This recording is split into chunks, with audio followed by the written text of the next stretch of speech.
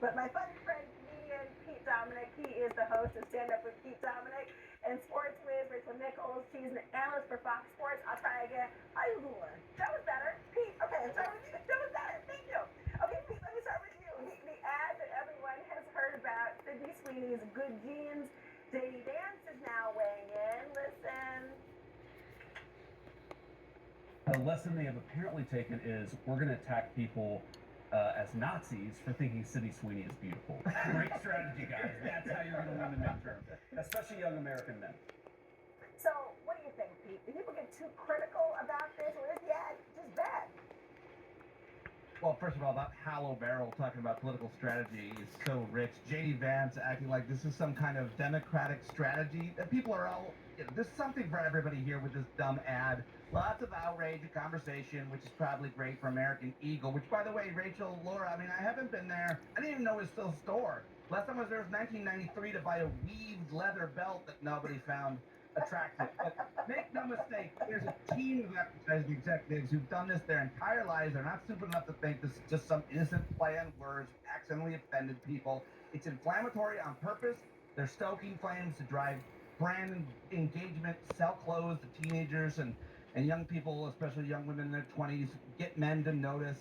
And the best way to make this actually work is to reproduce this ad over and over with a variety of celebrities from all different ethnicities and gender backgrounds, and bury any of the confusion over if they mean jeans with a J or a G, guys.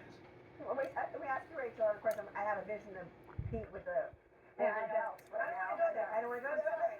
I'm going to go there. But here's what American Eagle is saying about it today. Quote, Sydney Sweeney has great genes. Is and always was about the genes. Great genes look good on everyone. What do you think? Was the ad about the Jeans? Well, look, Pete's right. They've gotten American Eagle in the conversation in a way they never could have hoped to otherwise. In fact, their stock has gone up double digits since this ad aired, and everyone's talking about them. Now they should, to Pete's point, get another one of the most beautiful women on the planet, like Rihanna, to come in and do the exact same ad, and then we'll do a whole news cycle. I did think what J D Vance did, though, was interesting, and certainly good strategy from whoever is advising him. There is no Democratic politician going out and talking about this ad. It's just not happening. So painting it on the Democrats, that somehow the Democrats are telling young-blooded American men they shouldn't think Sydney Sweeney is hot, has nothing to do with what's actually happening. But that's American politics today, right? I mean, what has to do with what's actually happening? Let's just talk about something else. Well, let's talk about something else. Guess where I'm going with that, guys. Speaking of what's happening, I'm going to Canada because Justin Trudeau and Katy Perry hanging out. He was spotted at her concert singing along to Firework. Watch.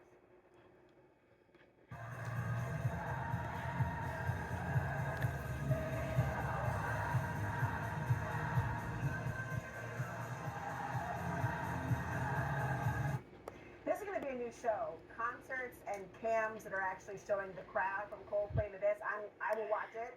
What are your thoughts, Pete, on the fact that he's there singing it and what everyone's made of this potential situationship? Well, I've got personal thoughts. Those in a moment. I've got some analysis of Justin Trudeau.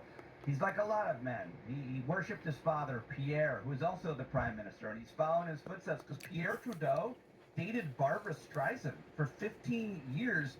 And there's a history of politicians dating celebrities. It's always male politicians dating female celebrities. You can ask whose career this is better or worse for, what publicity, people put them together. But I also am rooting for anybody for a second start. As you know, Laura, I'm separated, and middle-aged people getting separated, it's scary. Anybody out there watching?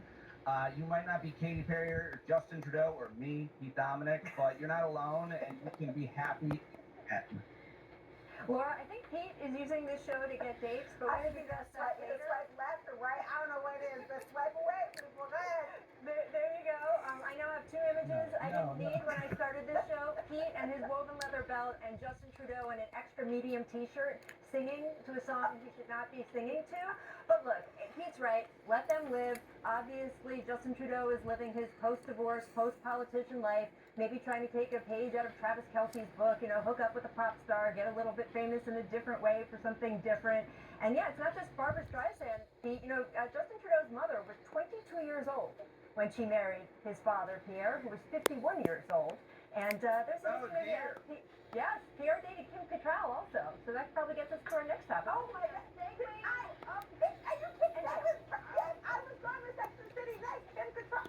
This is mind blowing. Thank you. Because I want to talk about the fact that this chapter is coming to an end. Sarah Jessica Parker acknowledging that the Sex and the City spinoff and Just Like That is ending, writing a poem, quote, she changed homes, time zones, boyfriends, her mind, her shoes, her hair, but never her love and devotion to New York City. I have to tell you, I love the fashion, I love the new characters, I love the original show. I'm not always a big fan when people bring a show back. I want it to stay in that wonderful place that it was. I'm not a huge fan of all spin-offs, but if I had to pick spin-offs, I'll tell you, I like the characters not to have individual ones. I mean, Ari Nicole Parker, would love to have her have a new show as well. What do you think about a spin-off? Well, look, we don't need another one, a spin-off to this spin-off, so this one can stay where it is as far as I'm concerned. Pete, you were an avid viewer of all things Sex and the City. What are your thoughts? I never watched it, but I reached out to my 20-year-old daughter, who is a filmmaker and writer in the city, and she sent me this statement. She said, watching a woman-centered story that openly discussed sexual autonomy on screen was pivotal in a lot of young women's lives, including mine. And my other daughter couldn't comment because she's in the city with her girlfriends. Well, I'll watch it again. Tell you that right now, and I'd love to watch you too. I'm gonna follow along with your new app, Pete, to see if anyone's swiping after the show. They probably will. It's gonna be a Friday night segment, Laura. Fine, Pete. I just said Love Island was a